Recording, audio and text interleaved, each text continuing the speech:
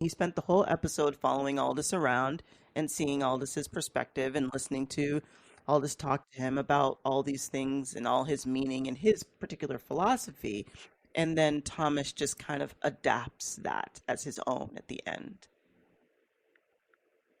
But is he really on that path, or is he just trying out a new suit of clothing? We don't really know whether or not he's trying it out or he's actually adopted it as his identity, right? Yeah, Garibaldi sort of expresses that same sentiment at the end where he's like, oh, he didn't expect him to even show up at the end. Remember, he's like, oh, he's probably, Aldous left him all his money and he probably just took off or whatever. He didn't expect to see him at the end.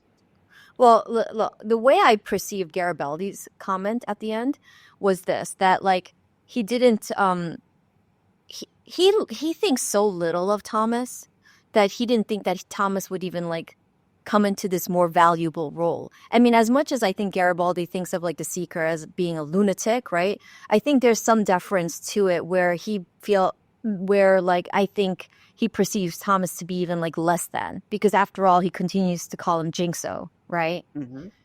And so Garibaldi's perspective on that, I think, is just more like him like degrading him and demeaning him and not having any, not really seeing him with much value until the very end where he says, I'll see you later, Jingso. And Thomas says, Thomas, my name is Thomas. And what a Hmm. poignant moment where it feels as if Thomas came into his own identity.